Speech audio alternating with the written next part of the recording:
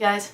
Hey guys, it's Sarah and today I'm going to be doing a review of Shadow, oh my god, I just hit my dog, of Shadow and Bone by Leigh Bardugo. This is the first book in the Grisha series, I think that's what it's called.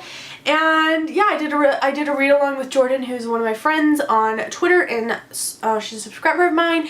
We read this book, we highly enjoyed it. It was a very surprising story, and I will get into some of the reasons why I liked it and some of the problems I had with it. But yeah, so let's just jump right into it. If you don't know what this book's about, it is about a girl. Okay, so this book is about Elena, and she is a orphan in old-time Russia, or like in Russia or some sort of fantasy Russia, and she has been orphaned. When she was 8, she got sent to an orphanage, and she met this guy named Mal, who's her best friend, and they kind of grow up together and protect each other and all these things, and they end up in the First Army, and she is a map maker, and she's just kind of your typical Russian soldier in this time period.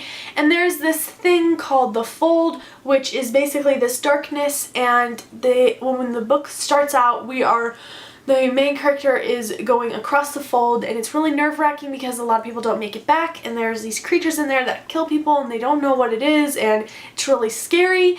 And so anyways, when the day comes that they go across the Fold, they did get attacked by these weird creature things, and all of a sudden Elena lights up like the freaking sun, and no one knows who she is or what she's done, or she doesn't even know what she's done. And it's like this crazy whirlwind of figuring out who she is and like what her powers are and all kinds of stuff. And it's such a good story. It's a mix of like paranormal romance and fantasy. It's got fantasy elements in there, and it's very dark and gritty, and it's just really, really enjoyable.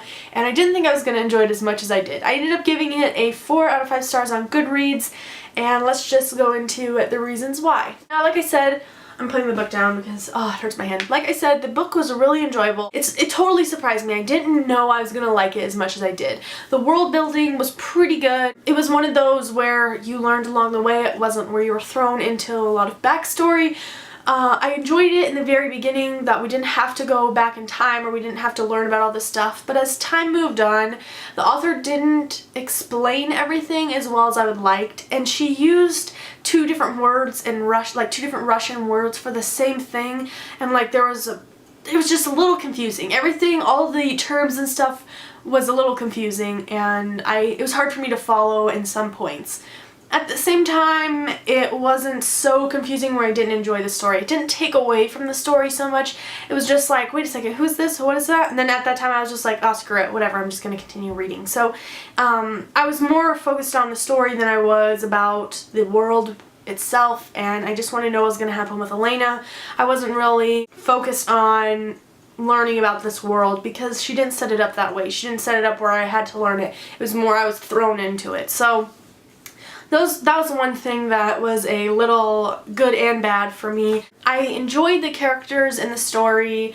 There was a lot of plot twists I didn't see coming, and the main character, she was a little annoying, like main characters can be in the first book of a series, and she can be a little whiny, and I didn't like that so much. But I don't know, I guess I got to the point where I was just like, I just want to know what's going to happen next, and everything else kind of faded away. It's really suspenseful, and I just really shipped 2 characters so hard that I just wanted to see what was going to happen with them, and that's kind of what pushed me through the novel and kind of made me want to continue reading, because I wanted to know what was going to happen with them and like what was going to happen with the world and everything. And I don't know, there was the middle part itself was a little slow for me, but the rest of the book it was so fast. I read it so quickly, and it was so much fun, and just a couple middle chapters of the book were a little slow. But overall, I really enjoyed the story. I don't really have anything that I was like, I don't really have